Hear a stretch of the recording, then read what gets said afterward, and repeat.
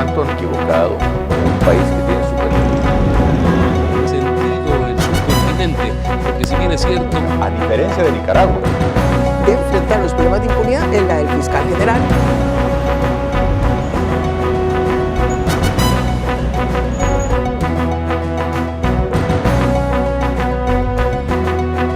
Un gusto volver a estar con ustedes en el espacio Fernando Aguayo América. Cordiales saludos a todos quienes nos ven a través de la señal de Gama Visión en el Ecuador, por Mega TV en la Florida y por OnePlus TV en el Ecuador y en el mundo. Hoy tenemos como invitado al ex asambleísta, el ingeniero César Ron. Vamos a hablar sobre el debilitamiento de la institucionalidad en el Ecuador. Usted renunció a la asamblea. ¿Cree que con el cambio de autoridades en la asamblea va a cambiar el poder legislativo en el Ecuador? Gracias, Fernando. De ninguna manera. De ninguna manera. Esta es una lucha fratricida por el poder. Y lo que están buscando es captar las autoridades de la Asamblea Nacional, el CAL, las comisiones. Pero con esa actitud no va a cambiar las necesidades que tiene el país, no va a cambiar la actitud, no van a atender las reformas. La Asamblea está de espaldas al pueblo ecuatoriano. La Asamblea Nacional no ha entendido ni sintoniza las necesidades del pueblo ecuatoriano y por esa razón no legisla a favor del pueblo ecuatoriano. Hay leyes que están represadas ahí desde hace más de un año, como por ejemplo la ley de uso progresivo de la fuerza, que era para ayer, pues, y que se necesita generar un marco jurídico institucional para que Fuerzas Armadas y Policía puedan actuar en defensa de los ciudadanos. Por esa razón me fui y por esa razón lo dije y lo reitero, Fernando. En estas condiciones, mejor es que se cierre la Asamblea Nacional. ¿Cuál es la alternativa? ¿Cómo se cierra la Asamblea Nacional? ¿Quién hace los cambios en el Ecuador? Fernando, hay tres posibilidades. Una, todas constitucionales, por cierto. Una es la muerte cruzada.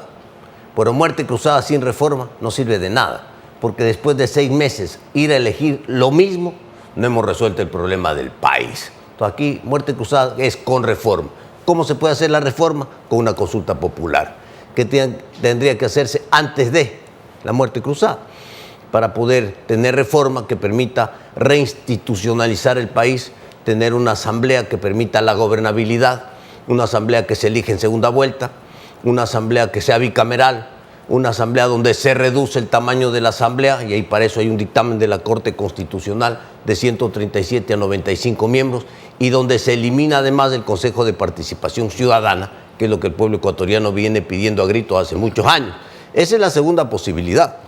Y la tercera es que el pueblo se levante, pues, Fernando, que el pueblo ecuatoriano reaccione en vista de esta inacción de la asamblea, de las autoridades, donde nadie quiere cambiar nada. Pero no de forma violenta. Usted propone que haya una reacción de la sociedad civil, pero no está llamando a la violencia. No, de ninguna manera. Cuando yo hablo de un levantamiento es cuando el pueblo, sus instituciones, la ciudadanía de la parte civil, ciudadana, dice esto ya no puede continuar. Busquemos una salida, busquemos un mecanismo. Porque lo lógico y correcto, Fernando, sería que la Asamblea, que es la única llamada a hacer reformas constitucionales, haga las reformas. Pero ni la asamblea anterior lo hizo y esta peor las va a hacer, porque no hay pues 92 votos, ni tampoco hay el tiempo para ese año entre el primero y segundo debate y luego la consulta popular para hacer una reforma de la que estamos comentando. Entonces, ¿qué es lo que nos queda? ¿Qué es lo que nos queda a los ciudadanos si la clase política tampoco se siente en una mesa? Porque ¿cuántos son los que tendrían que sentarse en una mesa, con una iniciativa del Ejecutivo? ¿8? ¿7? ¿6? 5. Estamos hablando de líderes políticos, esos grupos políticos que bien podrían sentarse y tomar una decisión de esa reforma política sustancial a la que usted alude. Mire usted, Fernando, iniciativa del Ejecutivo, una mesa de diálogo, 6 cabezas políticas, el presidente de UNES, el presidente de Pachacutic, el presidente de la Izquierda Democrática, el presidente del Partido Social Cristiano, el presidente Creo, y el presidente de los independientes. Listo, 6 con el Ejecutivo. Se ponen de acuerdo y dicen, pueblo ecuatoriano, esta reforma es buena, llevémosla adelante. No esa reforma donde empieza la campaña política, pues no. Entonces, una reforma que se necesita producto de la política, resulta que se torpedea y no se hace la consulta ni se hace la reforma. Y lo otro, una reforma política tan necesaria en el país que si la plantea solamente el Ejecutivo por iniciativa ejecutiva, va a ser un voto a favor o en contra del gobierno y se va a perder la oportunidad de oro que tenemos ahora de hacer una reforma que el país necesita, porque sin reforma no hay futuro. ¿Usted considera que la bicameralidad es fundamental, esto de tener una Cámara alta y una Cámara baja y por supuesto con menos asambleístas que los que tenemos hasta el momento? ¿Cómo funcionaría esto? Mire, Fernando, César Ron plantea 75 miembros, pero yo no tengo un dictamen de la Corte Constitucional. El dictamen de la Corte Constitucional es para una Cámara baja no de 137, sino de 95. Eso tiene un dictamen favorable de la Corte Constitucional porque vino apoyada con más de 300.000 firmas. Esta es una iniciativa ciudadana. Estamos hablando de que venga desde el sector ciudadano una reforma como la que se está planteando. ¿Por qué la bicameralidad? Porque vemos que la unicameralidad se agotó, pues, Fernando. No funciona el sistema político en el Ecuador. 19 constituciones ha tenido el país. Es decir, una cada 20 años. Perdón, una cada 10 años. Una constitución cada 10 años. 19 constituciones en casi 200 años que tenemos, que estamos por cumplir ahora de independencia. Entonces, ha tenido una constitución cada 10 años. 13 bicamerales y solo 6 unicamerales. El mayor periodo unicameral es del 78 al 98. Y luego ¿no? Después de la Asamblea de Montecristi, del 2008 a la presente fecha. Pero ya no funciona, Fernando. Se necesita el control político cruzado entre las dos cámaras, entre la Cámara Baja y la Cámara Alta. ¿Cuál es la función de la Cámara Baja? Para que no se hagan tantas leyes malas que salen en el país, para que haya un tamiz, un control político, para que esas ternas que vienen nominadas de la Presidencia de la República para elegir las autoridades de control, la Cámara Baja nomina y la Cámara Alta designa. Y si la Cámara Alta no le gusta la terna, devuelve la terna para que se escoja otro miembro de la terna. Fíjese usted, políticamente, dentro de una asamblea, dentro de absoluta transparencia y normalidad. Estas son las cosas que el país necesita para que pueda haber gobernabilidad. Elecciones en segunda vuelta, para que no siga una asamblea tan fraccionada, donde no es posible acuerdos para la gobernabilidad. Lo que tenemos no funciona. Y si no hacemos algo, y seguimos haciéndonos de la vista gorda, y nos cruzamos de brazos, y estamos esperando a ver quién toma la iniciativa, ¿sabe cuándo se va a hacer la reforma? Nunca. Y no podemos ir a otro proceso electoral, y a otro proceso electoral, y a otro proceso electoral, y no cambiar lo que se tiene que cambiar, porque el Ecuador necesita ser gobernado con control político, con pesos y contrapesos que no los tenemos el día de hoy. ¿Cuántos asambleístas deben conformar la Cámara Alta? 30. Solamente 30. ¿Cómo serían designados? 30 nacionales. 30 nacionales. El dictamen de la Corte Constitucional estableció que era discriminatorio pedir título académico. Fíjese usted, lo cual para mí es una barbaridad. Lo único que cambia es la edad, 35 años, experiencia y por otro lado una hoja de vida limpia. Creo que bueno, lo de la hoja de vida limpia es fundamental en el país después de todo lo que vemos. Pero mire, voy a regresar al título académico. Momento, perdóneme, al momento hay que tener 18 años y no tener un juicio y puede ser asambleísta. Nada más, eso es todo. 18 años y no tener problemas con la justicia. Mire usted, Fernando, usted para ser maestro, profesor, a ese maestro me refiero, maestro, profesor, usted necesita ser PhD. Tiene que tener PhD, si no, no puede dar clases en la universidad. Usted para ser juez, para ser magistrado, necesita ser doctor en jurisprudencia, pues, obviamente. Y para ser diputado, que es el que hace las leyes, nada. Entonces, si no subimos el nivel de la política, no va a cambiar el país. Entonces, muy bien, estamos hablando de dos cámaras, bicameralidad. La Cámara Baja mantiene las mismas reglas de juego que tiene el día de hoy. No hay discriminación para nadie, 18 años y no tener problemas con la justicia. Pero la Cámara Alta, sí necesitamos subirle el nivel para mejorar pues, las leyes, el control, el país, porque el Ecuador necesita ser gobernado adecuadamente. Tenemos que hacer un corte comercial, retornamos inmediatamente para continuar en este profundo análisis sobre la reforma política. Cómo salimos del grave problema que vivimos y experimentamos los ecuatorianos, esto de debilitar la poca institucionalidad que tiene nuestro país. Retornamos.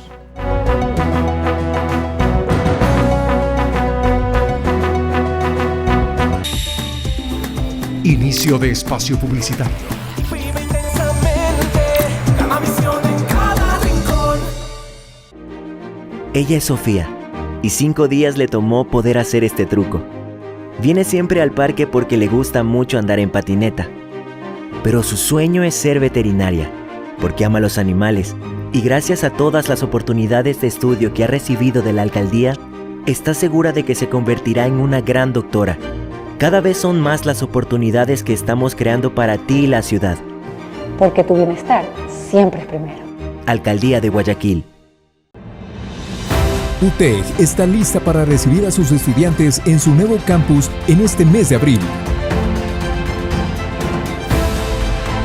Yo quiero que cuando los estudiantes lleguen a UTEC digan ¡wow! Bienvenidos, tu nuevo campus UTEC 2022 espera por ti. Ven y conócelo. Más información en admisiones@utec.edu.es. Guayaquil es la puerta de entrada a Ecuador y a las Islas Galápagos. Una ciudad que brilla, llena de arte, música y entretenimiento.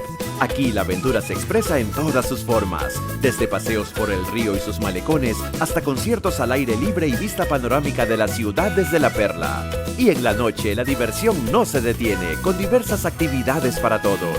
Porque en Guayaquil una experiencia vale más que 1000 imágenes. Fin de espacio publicitario. Vive intensamente, Gamavisión en cada rincón. Está presentada una reforma al Código de la Democracia para que las elecciones de legislativo sean en segunda vuelta. Estamos muy próximos a elecciones de seccionales y hay 320 movimientos que podrían participar y se dice que habrían 75,000 candidatos. Parece una situación folclórica la que vive el Ecuador. Esto tiene que cambiar porque gran parte de esos movimientos vemos que han sido movimientos de alquiler, que son los que permiten la corrupción, son los que llevan a que se hagan saqueos en los hospitales. Hay algunos presos y otros con procesos de carácter penal, pero tenemos que impedir que esto continúe. ¿Cómo lo hacemos? Fernando, antes de irme a la Asamblea, presenté un proyecto, una reforma al Código de la Democracia. Fue calificado por el CAL, abocó por conocimiento la Comisión de Justicia, me presenté en la Comisión de Justicia, expliqué la reforma. La reforma tiene algo fundamental. Primero, fortalecer la política a través de los partidos políticos.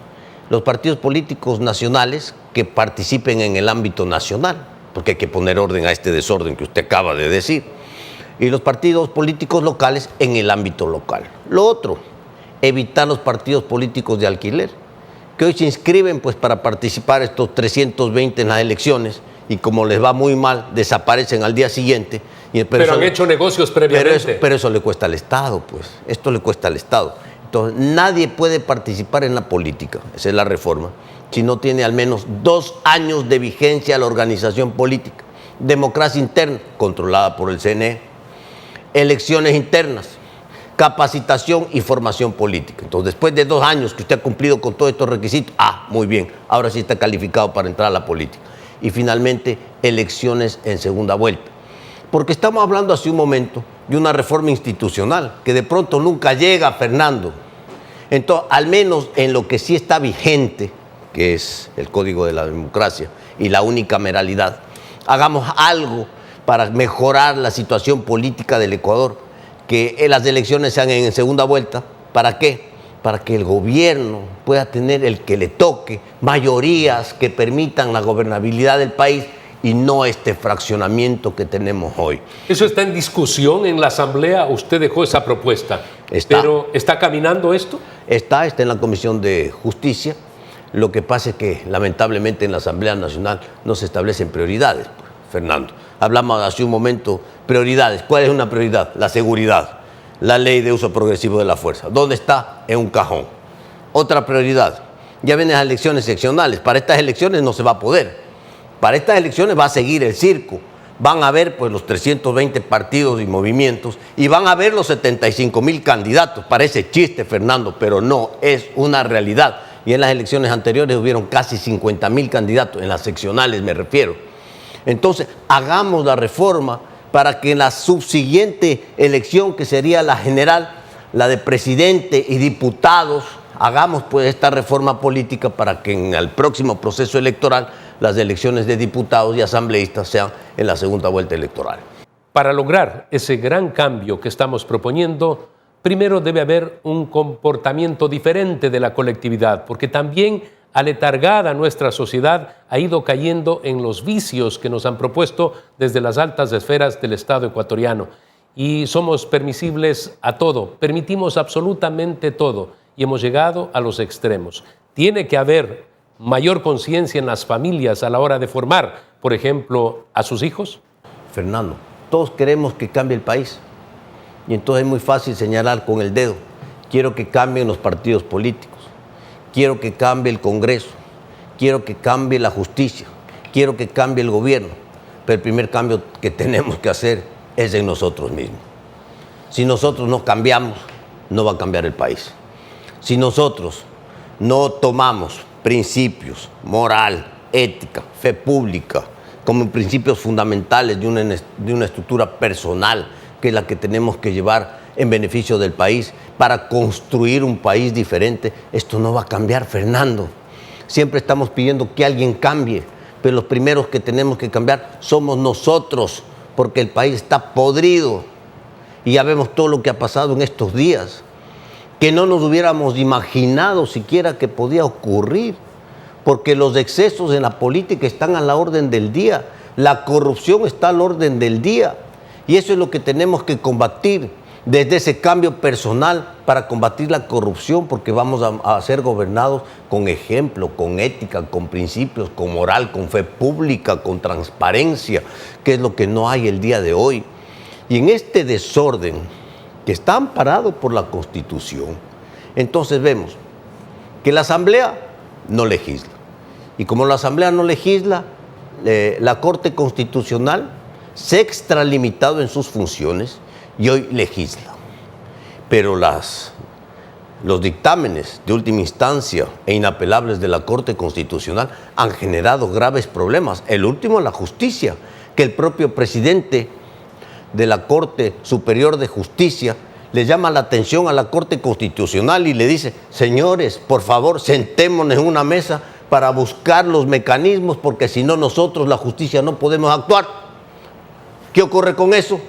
Sale un sentenciado con habeas corpus, ¿no?, allá en Manglar Alto, donde nadie se imagina que podía ocurrir, ¿no es cierto?, con un juez de Manglar Alto, en las condiciones que ya todos sabemos en el país, porque hemos debilitado y hemos perforado las instituciones y la política y la justicia y todo lo que viene. El Consejo de la Judicatura no sanciona a los jueces, ni capacita a los jueces, ni evalúa a los jueces. Entonces vemos que estas instituciones también tienen que ser cambiadas, tienen que ser reformadas, porque dentro del marco constitucional vemos que esto no funciona ya en el Ecuador, Fernando. Y entonces, ¿qué nos queda a los ecuatorianos? Hacer las reformas, o ir a un plebiscito donde el pueblo ecuatoriano diga: esto no funciona más y tenemos que buscar una salida para el país, para reinstitucionalizarlo. Pero esto tiene que ser bien explicado, esto tiene que ser bien presentado, esto no puede ser solamente político, esto tiene que ser de conciencia ciudadana. Por eso le decía, los políticos han perdido y los partidos políticos han perdido ya la posición que tenían. ¿A quién le correspondería? A la ciudadanía. Porque si nosotros no buscamos las mejoras para el país, nadie lo va a hacer. Nada más que agregar frente a estos comentarios y posturas absolutamente frontales y claras del ingeniero Cesarón. Muchas gracias por haber estado Fernando, con nosotros. un gusto. Amigos, tenemos que hacer una pausa comercial. Retornamos para el último bloque.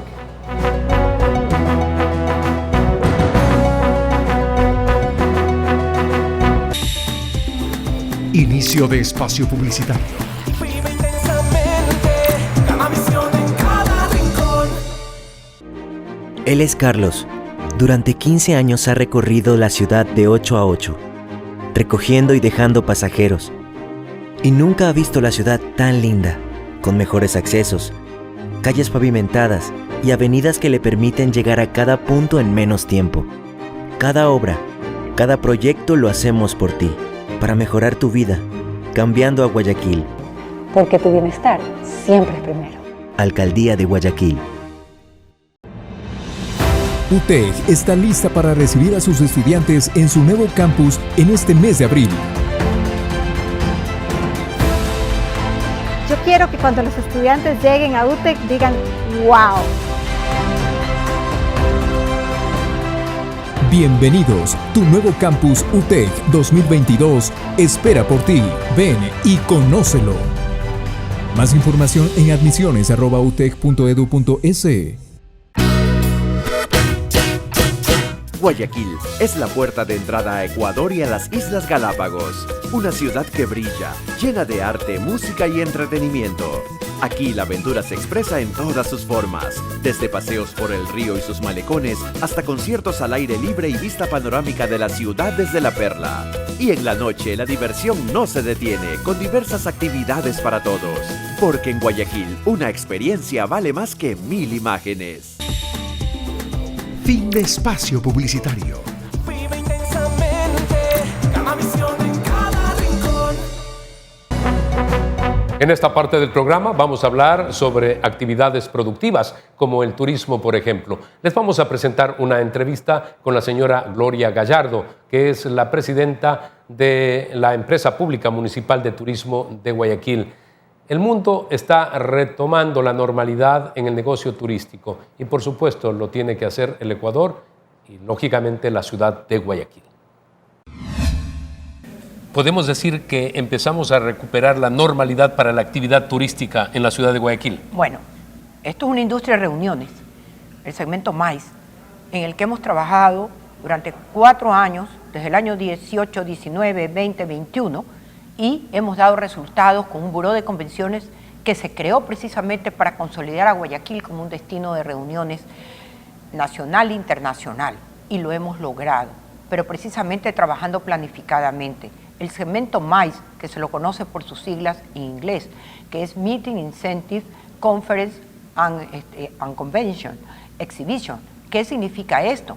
Que este segmento es el segmento más importante porque es el que más beneficios trae con una pequeña inversión. Es decir, que citando un caso como el de Chile, que citó Arnaldo Nardone, si se invierten $68.000 como invirtió Chile para postular más de 200 eventos, el retorno fue de 100 y pico de millones de dólares. ¿A dónde vamos? Que Guayaquil creó su buró de convenciones con la Empresa Pública Municipal de Turismo en la ordenanza, que esto es un segmento que hay que capacitarse, trabajar planificadamente a corto, mediano y largo plazo, que los congresos son itinerantes, que tenemos que trabajar permanentemente en postularlos, captarlos y por supuesto traerlos al destino. Y esto es parte de un trabajo permanente que nunca detiene su paso. La pandemia interrumpió la actividad y el trabajo que venían desarrollando, pero lo han retomado y sin duda en el presente va a ser el de la recuperación. ¿Qué eventos trascendentes se van a dar en Guayaquil? Es importante, no hemos retomado el trabajo. El trabajo fue un gran desafío. Esta pandemia nos obligó a cambiar. ¿Y qué nos desafió? A tener que prepararnos para lo que se venía. ¿Y qué se venía? Primero, protocolos de bioseguridad. Entonces tuvimos que trabajar con la experiencia internacional de lo que estaban haciendo los demás en el mundo para armar nuestros propios protocolos. y poderlos presentar tan pronto se terminara el estado de excepción y poder empezar, de acuerdo al tema de la pandemia, a reactivar el sector. Estamos hablando que cuando empezamos en octubre del 20, pese a haber sido centro de la pandemia, ya teníamos el 30% de aforo y empezamos a hacer congresos. La mayoría del año 20 se perdieron y se reprogramaron otros para otros años. Estamos hablando de que íbamos a tener 123 congresos y tuvimos 67 y la gran mayoría virtuales. Esto significó que en el 2020 nosotros perdimos 115 millones de dólares. ¿Qué significa esto? Nosotros perdimos, la ciudad perdió toda la cadena de valor, porque el segmento MICE, como es el turismo en general, genera una gran cantidad de empleo y estamos hablando de que se beneficia toda la cadena de valor, pero ahí es importante que rescatar que el segmento MICE tiene un plus, que es el intercambio de conocimientos, el intercambio educativo, tecnológico, cultural, académico, científico, de todas las áreas, y eso eleva la calidad de los profesionales, de la sociedad, y eso no tiene valor económico, es invalorable. Entonces nosotros trabajamos por una ciudad más justa, una ciudad y un país que debe salir de la pobreza, y solamente apostando el gobierno nacional, como ha apostado el nuevo ministro, con las ciudades destinos, en este caso Guayaquil, vamos a reactivar mucho más rápido este sector que se está reactivando en el mundo. Estamos hablando, Fernando, y esto es importante para que se conozca, porque esto es un trabajo planificado que no sale mucho a la luz pública, pero estamos hablando de que Guayaquil generó desde el año 18, 19, 20, 21, pese a la pandemia, casi 600 millones de dólares en este segmento, y por supuesto esto trajo como consecuencia reactivación, generación de empleo. Estamos hablando de que este año viene China Lab, uno de los eventos más importantes de la región y del mundo. Vamos a tener el ICA para Latinoamérica y el Caribe, todo eso postulados por la empresa, pero con el apoyo del Buró de Convenciones y nuestros embajadores.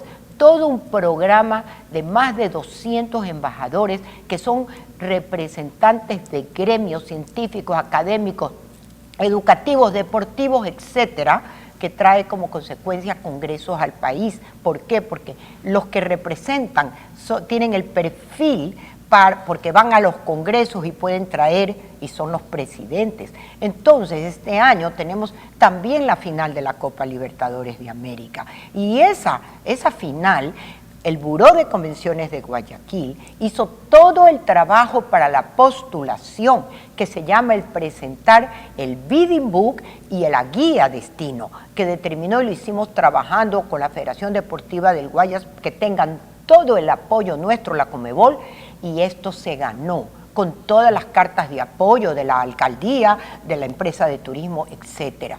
¿Cuántos millones van a haber la Copa Libertadores de América? Más de 75 millones en el mundo. ¿Esto qué significa? Que el destino Guayaquil se luce y se promociona. El turismo no es solamente publicidad, el turismo es gestión, hacer eventos, poner a Guayaquil, en este caso hablo por Guayaquil, en el mapa del mundo. Y eso es lo que hemos trabajado y realmente ha sorprendido a todos los asistentes y al propio ministro el gran trabajo que se ha realizado con Guayaquil y que nos ha posicionado como un destino indudablemente internacional de reuniones. Agradecemos a la señora Gloria Gallardo, presidenta de la Empresa Pública Municipal de Turismo de Guayaquil. Han sido muy claras sus expresiones sobre cómo traer más turismo a nuestra ciudad, esta que permite que durante todo el año pueda ser visitada, por ejemplo, además de los turistas, por quienes participen en importantes seminarios y convenciones. Amigos, ustedes tienen una cita la próxima semana en Fernando Aguayo, América, a través de Gamavisión en el Ecuador, por Mega TV en la Florida y por OnePlus TV en el Ecuador y en el mundo.